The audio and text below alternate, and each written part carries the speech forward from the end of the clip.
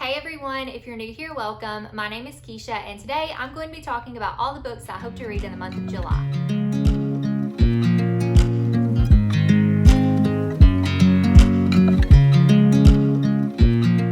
I'm still slowly but surely running out of my reading slump. I am still reading a little bit slower, and life is still a little bit busy, but I am enjoying reading again, so that's really good.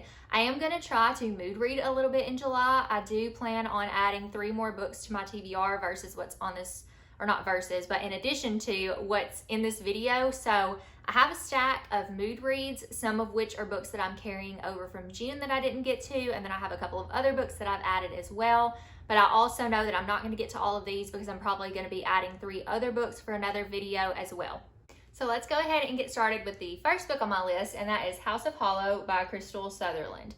I have put this book on and off my TBR many times, but I have mostly been intrigued by this one.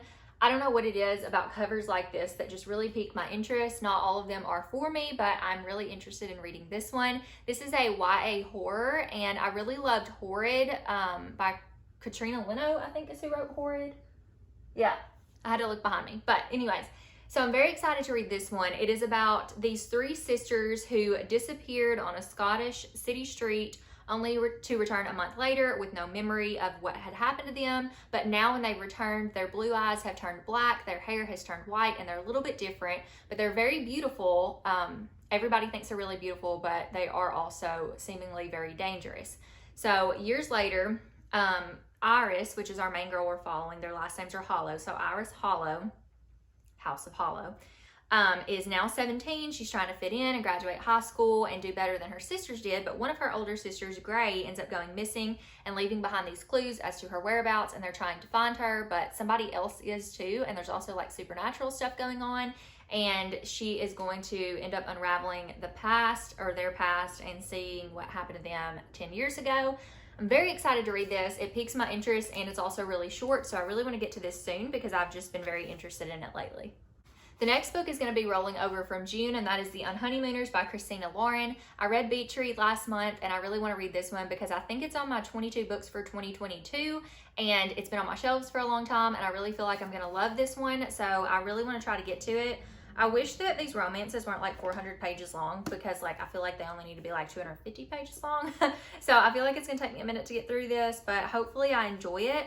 It is an enemies to lovers story about this girl who is in her sister's wedding, I think, and yeah, it's her twins' wedding, and her twins' husband's best man is like her worst enemy, and she ends up, like the whole bridal party, like the bride and groom and the bridal party get sick from food poisoning or something, and the only ones that don't get sick are the main character and then her worst enemy, who is the best man. So now they have to take this honeymoon trip that was meant for the bride and groom just so the trip doesn't go to waste.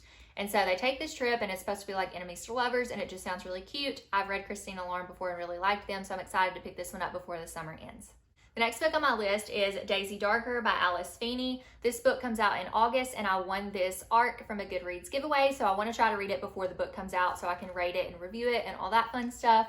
I have really liked Alice Feeney's previous books. I liked Rock, Paper, Scissors, but Sometimes I Lie is probably my favorite. There have also been some Alice Feeney books that I DNF'd, like His and Hers, and I Know Who You Are, or something like that. So I'm hoping this one is a hit for me. It seems to be in the same vein of Agatha Christie's And Then There Were None. There's this family who goes to this island to celebrate their Nana's like 80th birthday party.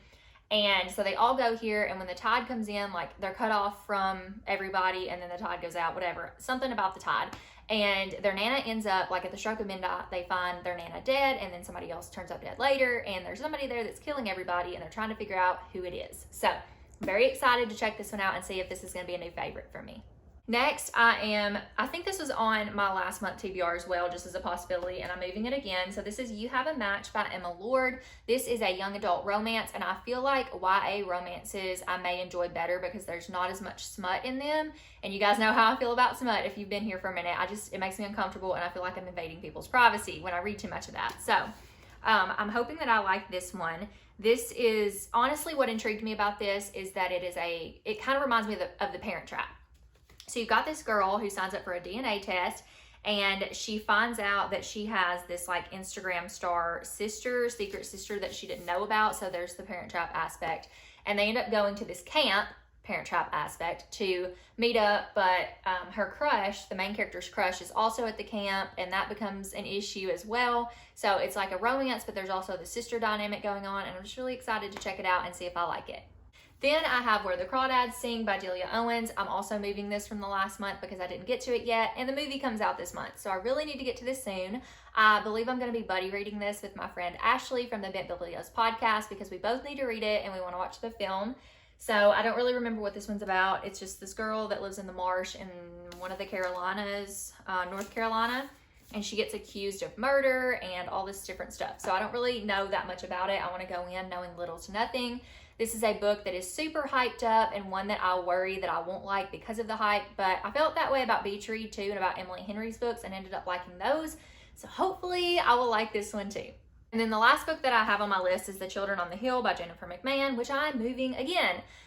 Jennifer McMahon is one of my favorite authors, so I don't know why I haven't read this yet, but here we are.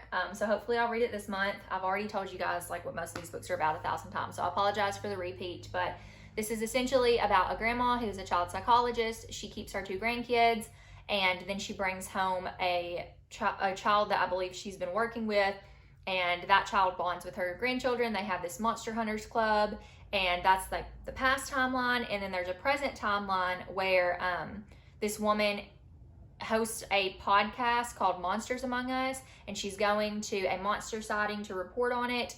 And she believes in monsters because her sister actually is one. So I'm very excited to read this. I love Jennifer McMahon. I'm worried about not liking it because it has a Frankenstein aspect, and I haven't liked things in the past that have had that, but I'm hoping that I really enjoy it anyways because I love this author. So hopefully I will finally get around to this one this month. So that's all the books on my TBR for July. Like I said, I'm probably not going to read every single one of these books. This is more like these are all the books that I'm in the mood for, so we'll see what I'm actually going to read. So hopefully I will get to quite a few of those, and then I'm also going to be adding 3 books to like a secret TBR for a video that is upcoming at the end of the month. So there's that as well. But I hope you guys enjoyed. If you have read any of these books and want to let me know what you thought, let me know in the comments, and then let me know what one book you are most excited to read in the month of July. I love you all so much, and as always, thank you for watching, and I will see you in my next video. Bye, friends.